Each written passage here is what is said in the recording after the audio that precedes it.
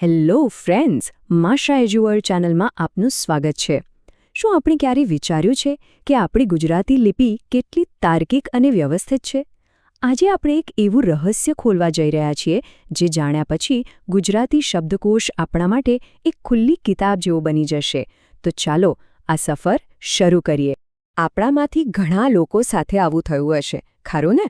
શબ્દનો પહેલો અક્ષર તો ખબર હોય, પણ ડિક્શનરીના પાના ફેરવતા ફેરવતા આપણે થાકી જઈએ. પણ હવે ચિંતા નહીં, કારણ કે આ સમસ્યાનો ઉકેલ આપણી ભાષાના મૂળમાં એટલે કે બારાક્ષરીના ક્રમમાં જ છુપાયેલો છે. તો આ કોયડો ઉકેલવા માટે આપણે સૌથી પહેલાં આપણા વ્યંજનોનું મૂળ સ્વરૂપ સમજવું પડશે. અહીંથી જ બધી વાતની શરૂઆત થાય છે. અહીં એક બહુ જ મહત્વનો નિયમ છે જે આપણી સમજને બદલી નાખશે. ગુજરાતી ભાષામાં દરેક વ્યંજન તેના મૂળ સ્વરૂપમાં અધૂરો હોય છે. હા, બિલકુલ સાચું સાંભળ્યું. એ પોતે માત્ર એક અડધો ધ્વનિ છે જે પૂર્ણ થવાની રાહ જોઈ રહ્યો છે. અને આ અધૂરી અવસ્થાને બતાવવા માટે આપણી પાસે એક ખાસ શબ્દ અને ચિહ્ન છે: ખોડો અથવા તો હલંત. આ જે અક્ષરની નીચે નાનકડી ત્રાંસી લીટી દેખાય છે ને, બસ એ જ એની નિશાની છે. એ જ આને કહે છે કે હું હજી અધૂરો છું. ચાલો આ ઉદાહરણ જોઈએ. આને આપણે ક નહીં કહીએ, આ છે ક, એક શુદ્ધ અધૂરો વ્યંજન. એનો પોતાનો કોઈ સ્પષ્ટ ઉચ્ચાર નથી. આ નાનકડો તફાવત સમજવો એ જ આખી વાતનો પાયો છે. તો સવાલ એ થાય કે જો બધા વ્યંજનો અધૂરા છે, તો પછી આપણે જે સંપૂર્ણ અક્ષરો બોલીએ અને લખીએ છીએ એ ક્યાંથી આવે છે? ચાલો હવે આ રહસ્ય પરથી પડદો ઉઠાવીએ.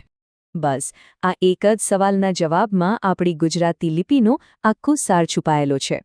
અને જવાબ એકદમ સરળ પણ બહુ શક્તિશાળી છે. જ્યારે કોઈ અધૂરા વ્યંજનમાં સ્વર ભળે છે, ત્યારે જ એક સંપૂર્ણ અક્ષર બને છે. એટલે કે સ્વર જ વ્યંજનને પૂર્ણતા બક્ષે છે. અને આ કોઈ જાદુ નથી, આ તો શુદ્ધ ગણિત છે. જુઓ, આપણી પાસે એક ફોર્મ્યુલા છે. એક અધૂરો વ્યંજન જેમ કે ક, એમાં ઉમેરાય એક સ્વર એટલે કે અ, અને પરિણામ શું મળે? એક સંપૂર્ણ અક્ષર ક. બસ આ જ સરળ સૂત્ર આપણી આખી બારાક્ષરીને જન્મ આપે છે. અને આ જ પ્રક્રિયાનું નામ છે બારાક્ષરી. 12 અક્ષરી એટલે કે એક વ્યંજન અને 12 સ્વરોનું એકદમ વ્યવસ્થિત જોડાણ. અને આ જ ક્રમ આપણી ડિક્શનરીની ચાવી છે. જરા ટેબલ પર નજર કરીએ. આ છે આપણી બારાક્ષરીનો નકશો. જુઓ કે કેવી રીતે એક જ અધૂરો ક 12 અલગ અલગ સ્વરો સાથે મળીને ક, કા, કી, કી જેવા 12 જુદા જુદા રૂપ લે છે.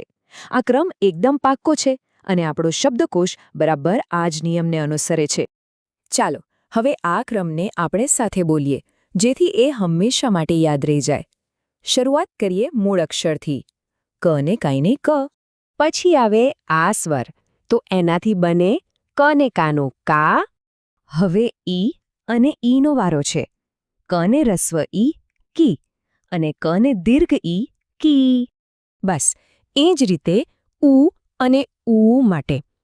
ક ને રસ્વ ઉ કુ અને ક ને દીર્ઘ ઉ કુ. પછી આવે છે એ અને ઐ. ક ને એક માત્ર કે, ક ને બે માત્ર કઈ. હવે ઓ અને ઔ. ક ને કાનો માત્ર કો અને ક ને કાનો બે માત્ર કૌ. અને છેલ્લા બે રૂપ. ક ને માથે મીંડું કમ અને ક ને વિસર્ગ કહ. લો, થઈ ગઈ કની સંપૂર્ણ બારાક્ષરી. અને આ જ ક્રમ દરેક વ્યંજન માટે લાગુ પડે છે.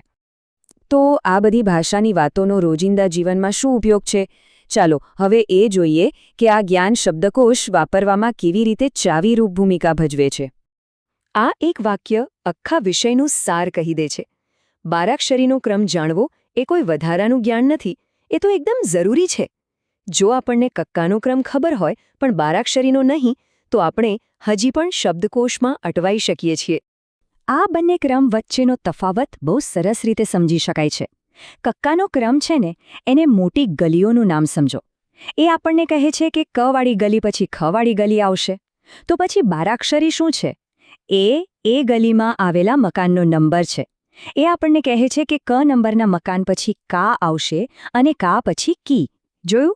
તો આમાંથી શીખવાની મુખ્ય વાત એ છે કે શબ્દકોશમાં માસ્ટરી મેળવવા માટે આ બંને ક્રમ પર આપણી પકડ હોવી જ જોઈએ. એક વગર બીજું અધૂરું છે. તો હવે વારો છે આ જ્ઞાનને અજમાવવાનું. આપણે કની બારાક્ષરી તો શીખી ગયા. શું હવે આપણે એ જ નિયમનો ઉપયોગ કરીને ગની સંપૂર્ણ બારાક્ષરી એટલે કે ગ, ગા, ગી, ગી થી લઈને છેક ગહ સુધી બનાવી શકીએ?